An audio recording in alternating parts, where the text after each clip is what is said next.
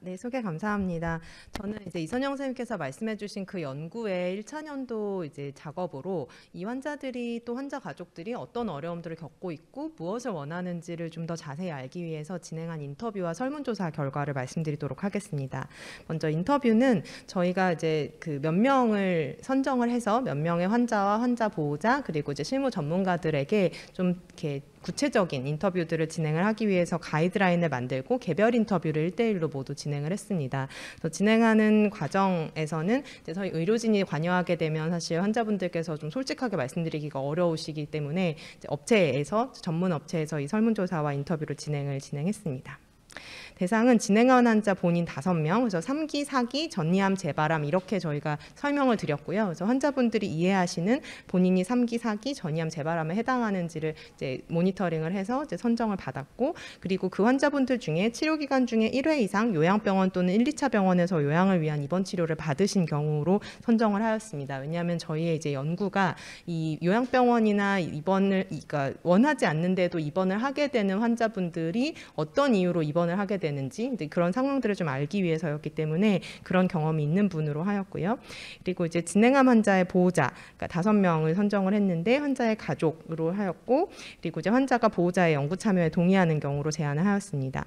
실무 전문가 8명은 진행암 환자를 담당하는 전문의 그리고 간호사, 사회복지사들로 구성을 하였습니다. 저희가 가이드라인은 좀 상세하게 만들었지만 요약해서 말씀을 드리면 환자의 현재 상태 그리고 병원 이용 현황과 그 과정에서의 애로사항들, 또 필요한 사항들, 가정에서 생활하시면서 어려우신 부분들, 또 돌봄 정보에 관한 걸 어떻게 획득하시고 교육을 얼마나 받으셨는지, 재택의료 자체에 대해서는 어떻게 생각하시는지들은 좀 여쭤보았고, 실무 전문가는 사실은 환자의 경험들을 옆에서 좀 곁에서 다른 시각으로 좀 보시게 되는 상황들인데 실무 전문가들의 의견을 같은 영역들에 대해서 다시 좀 질문을 하였습니다. 환자 보호자분들께서 말씀해 주신 치료 과정의 어려움으로는 외래 진료나 검사 예약이 매우 어렵고 대기 기간이 굉장히 오래 걸린다. 그리고 병원 방문 횟수가 굉장히 비효율적이고 탁과 동시 진료나 원스톱 진료 등이 잘 되지 않았다라는 부분들, 그리고 항암이나 방사선 치료할 때 입원이 어렵거나 입원 기간이 짧고 또 보호자 동행하는 게 어렵고 병원 방문의 이동 시간이 오래 걸린다. 그리고 또 진행암 환자분들이셨기 때문에 호스피스 병동을 가고 싶은 상황들이 있었는데 이제 거기에 병동이 부족해서 가지 못하는 상황들을 말씀하셨습니다. 그래서 환자 중심으로 이게 사실 병원을 잘 편리하게 방문하거나 충분한 진료를 받지를 못하는 상황들을 겪고 계시다라는 걸 알 수 있었고요. 요양병원에 입원하게 되신 이유들을 인터뷰에서 좀 여쭤봤을 때 항암 치료를 하고 나면 신체적으로 굉장히 저하되고 기능이 저하되고 후유증이라고 느끼는 그런 증상들을 경험하시게 되는데 이제 그럴 때 뭔가 이제 면역력 강화나 뭐 이게 통증, 무력감 이런 것들을 잘 조절하는 방법을 잘 알지 못하기 때문에 요양병원에 입원했다라는 얘기들을 많이 주셨고, 또 이제 혼자 거주하시거나 특별한 간병인이 없으신 경우에는 또 식사 문제나 집안 살림 문제들 때문에 입원하신 경우들도 얘기를 하셨었습니다. 또 방사선 치료를 매일 받을 때 입원이 어렵기 때문에 이제 요양병원에 입원해서 거기서 그 통원을 하였다 이런 얘기들을 하신 분들도 있었고, 거동이 불편한 고령 환자 같은 경우에는 이제 거동이 불편한 그 자체 때문에 사실 집에 있기가 어려웠다. 그리고 이제 인지력 약화나 이런 것들이 있을 때 집에서 자녀가 재택돌봄하기가 또 다른 가족이 재택돌봄하기가 어려웠다라는 부분들 하셨고, 또 임종기가 가까운 경우에 호스피스 병동을 좀 선호하는 경우가 있었는데 이제 자리가 없어서 대안으로 선택했다 이런 얘기들을 하셨습니다. 저희가 버바팀을 좀 보시면 집에만 있으면 내가 어디 아파도 병원에 오지 않는 이상은 물어볼 데가 없고 불안하다 이런 얘기들을 하셨고, 적시에 뭔가 케어를 받지 못하니까 내가 뭔가 이렇게 병원에 있었어야 재발이 되기 전에 알았으려나 이런 생각들을 또 하셨다라는 말씀들을 하셨고요. 24시간 케어를 해야 되는데 마음 놓고 맡기거나 이제 마음 놓고 어머님이 가 있을 만한 곳이 쉽지가 않았다 이런 얘기를 하셨고, 또 경제적 부담에 대해서는 이제 실손이 있으니까 그래도 갈 수 있었던 것 같다. 이게 경제적 부담이 상당한데 근데 집에 오면 불안할 것 같고 실손도 있고 하니까 갔었다 이런 얘기들을 하셨습니다. 이제 돌봄을 집에서 하면서 어려웠던 점들에 대해서는 사실 우리나라 암 환자들이 그 식사 관리에 대해서 굉장히 중요하게 생각하시잖아요. 뭘 먹어야 된다 이런 것들이 되게 크기 때문에 이제 그런 식사 관리 이런 것들에 대해서 어떻게 대처해야 될지 잘 모르겠어서 요양병원에 병원에 입원해서 거기서 식사를 하는 것이 낫겠다 이런 생각들을 하셨다라는 말씀하셨고요. 통증이나 후유증들이 있을 때 그런 의료적인 대처를 집에서 하기가 굉장히 어려웠다. 그리고 독거자나 고령자 같은 경우에는 이제 간병해 주시는 분이 없어서 도움받기가 어려웠다라는 부분들을 하셨고, 또 동시에 응급 상황이 발생하거나 그 응급 상황이라는 것이 이제 통증이 악화되거나 뭔가 급성기 어떤 문제, 자기 집에서 해결하기 어려운 문제가 생겼을 때 도움을 받을 수 있는 방법이 없어서 어려웠다 이런 얘기들 하셨고요. 저희가 이제 설문조사에서 심리적인 부분들도 좀 여쭤봤었는데, 불안감을 극복하는 것이 굉장히 어렵고 심리적으로 안정되기가 집에서는 어려웠다 이런 얘기들을 주셨습니다. 상태가 악화됐을 때 어떻게 그동안 대처하셨었는지를 여쭤봤을 때 크게 세 가지가 이제 가정 내에서 해결한 경우들이 있었는데요. 근데 그때 정확한 상태 파악이나 대처 방법을 잘 모르고 문의하거나 도움을 받을 곳이 없었다 이런 얘기들을 경험을 얘기하셨고요. 응급실 이용하는 것이 결국은 그냥 안 좋아지면 응급실에 가는 건데, 응급실을 이용하러 가는 것 자체가 이제 고령 환자분이나 와상 환자분들은 굉장히 많이 어려웠다 이런 얘기들을 하셨고, 또 상태 악화가 된 것을 인지하지 못해서 신속한 대처를 못하면서 나중에 왜 이렇게 늦게 왔냐 이런 상황들이 있었다 이런 얘기들도 하셨습니다. 그러면서 이제 문의나 도움을 좀 받을 수 있는 한라인이 있었으면 좋겠다. 그리고 만약에 정말로 병원에 가야 되면 신속하게 이송이 된다라는 어떤 확신이 있었으면 좋겠고, 주기적으로 환자가 괜찮은지에 대한 모니터링이 있었으면 좋겠다 이런 얘기들을 주셨습니다. 돌봄 역량에 대해서도 이제 여쭤봤을 때 돌봄에 대해서 암 환자 어떻게 돌봐야 되는지 교육받은 경험이 없다라는 게 대부분의 보호자분들의 이제 말씀이셨고, 돌봄 지식에 대해서도 나는 거의 잘 모른다. 이제 가족인데 이렇게 말씀하셨습니다. 저희가 이제 앞에서 말씀해 주신 것처럼 연구가 크게 진행암 환자와 신경계 환자로 진행하기 때문에 같이 인터뷰들을 했었는데, 그 신경계 보호자들의 경우에는 사실 어떤 디바이스들을 좀 가지고 있기 때문에 교육을 받은 경우들이 그래도 있었는데, 암 환자분들은 훨씬 더 이런 것들에 대해서 지식이 스스로 부족하다고 느끼고 계셨고요. 그래서 인터넷 검색을 하거나 외래 시에 의사에게 문의를 하는데 이제 뭔가 가장 정확하고 신뢰를 하긴 하지만 즉시 문의할 수 없고 사소한 문의는 하기가 어렵다. 저희가 사실 암 환자 외래 클리닉에서 그건 정말 어렵잖아요. 그래서 그런 부분들이 있었고, 그래서 이제 쉽고 편리한 방법으로 의료진에게 문의나 정보를 제공받을 수 있는 경로 확보가 필요하다 이런 얘기들을 하셨습니다. 재택의료에 대해서는 이제 진행암 환자분들이 매우 필요하다고 말씀은 하셨지만 굉장히 중요한 부분이 이 주 치료병원과 좀 연계가 됐으면 좋겠다 이런 얘기들을 하셨습니다.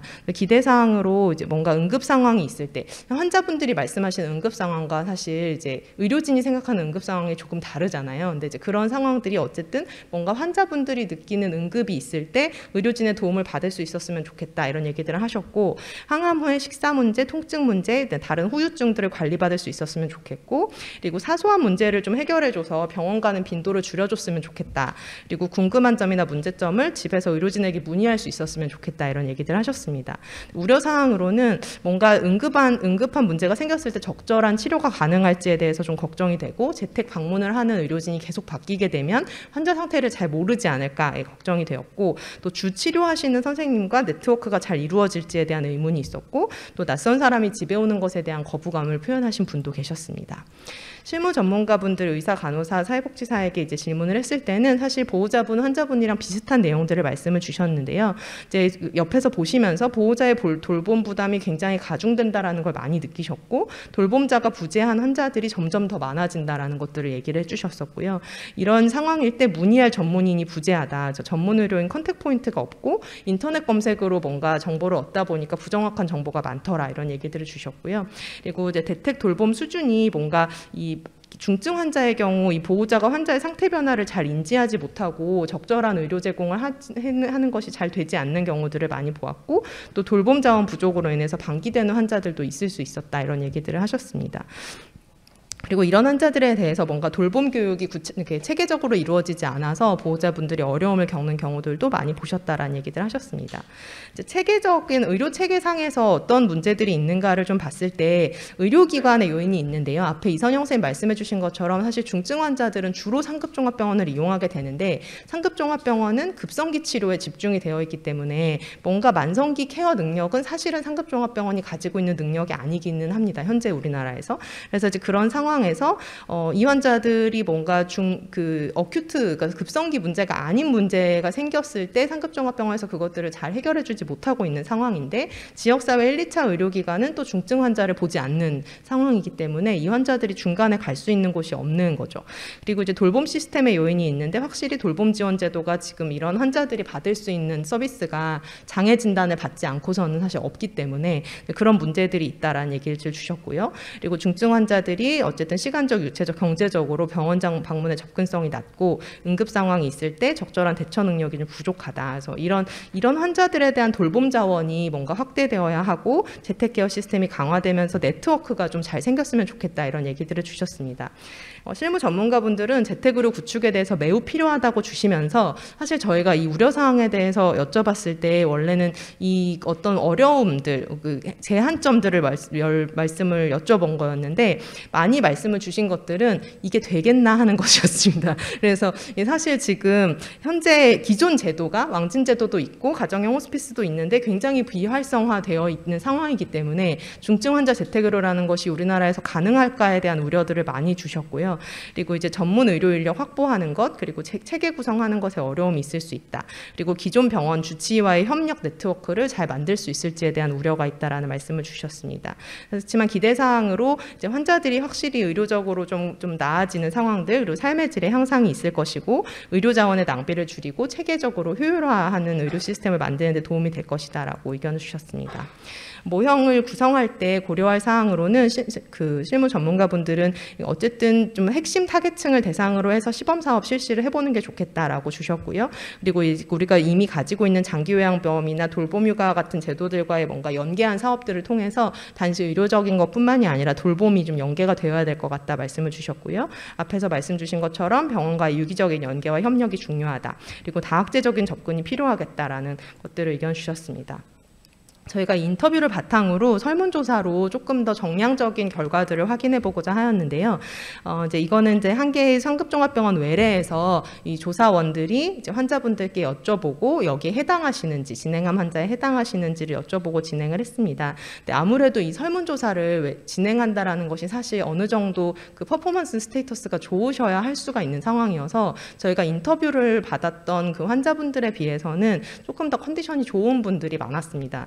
보시면 이제 저희가 환자분이 직접 응답하신 게 117명이었고 보호자분이 프록시로 응답하신 게 83명이었고요. 환자 연령을 보시면 40에서 60세가 반, 60세 이상이 반 정도 됐었고 동거 가족은 독거하고 계시는 분이 7%, 그리고 한 서너 명이 같이 살고 계시는 분이 50% 정도 됐었습니다.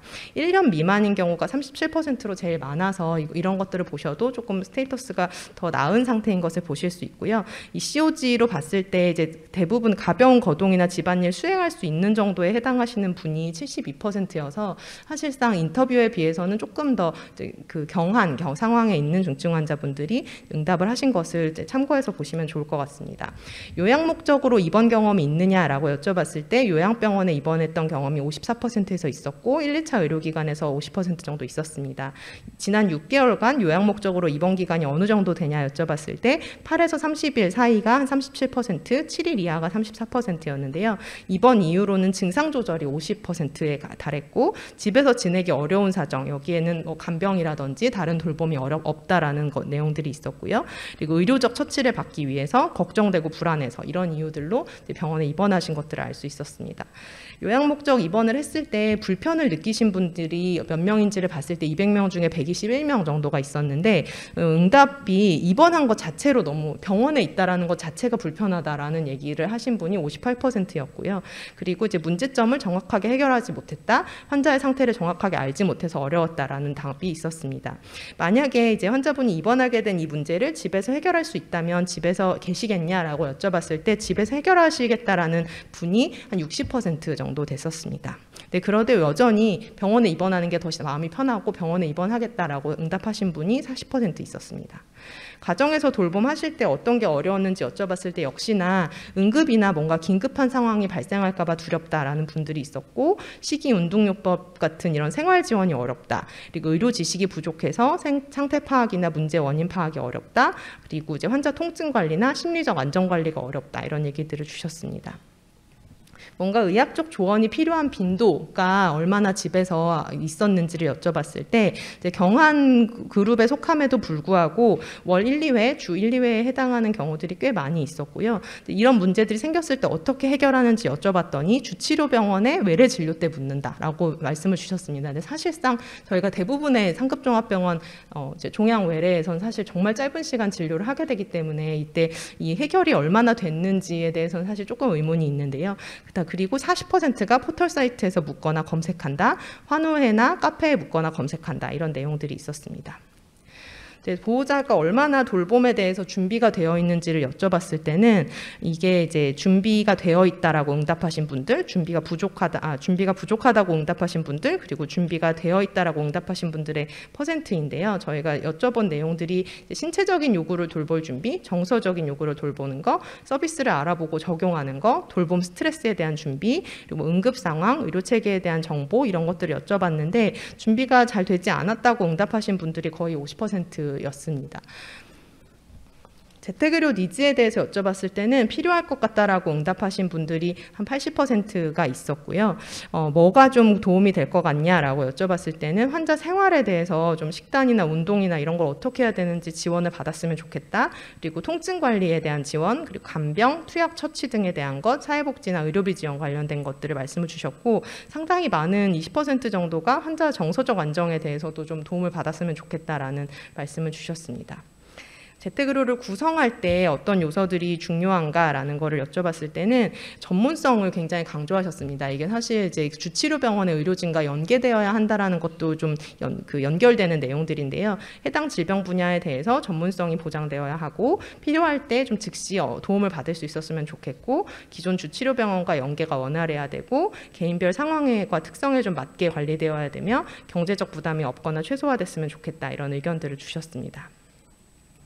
그래서 이제 이 내용들을 좀 보시면 사실 진행암 환자랑 가족이 상급종합병원에서 진료를 받으면서 상당히 어려움을 많이 겪고 있는데 그동안 많이 조명이 되지 않았던 그룹이라고 볼 수 있을 것 같고, 저희가 설문조사에 참여하신 분들은 사실상 ECOG 0.1에 해당하는 분들이 많았음에도 불구하고 요양병원에 입원을 하시는 경우들이 많았고, 이유가 불안하거나 의료적 처치를 일부 받거나 간병으로 인한 이유들이 좀 있었습니다. 진행암 환자 보호자들은 사실상 돌봄에 대한 교육을 거의 받지 못하는 상황이었고 자신감도 굉장히 낮으셨고요. 근데 집에서 만약에 문제를 해결할 수 있다면 집에 있었으면 좋겠다고 말씀하신 분이 60%나 됐었다라는 것들을 보실 수 있겠습니다. 그리고 진행암 환자를 위한 재택의료를 구성할 때 전문성, 그리고 대응 가능성, 주치료병원 간의 연계가 좀 중요한 요소로 구성이 되어야 하겠다라는 의견을 주셨습니다. 네, 발표 여기까지 하겠습니다. 감사합니다.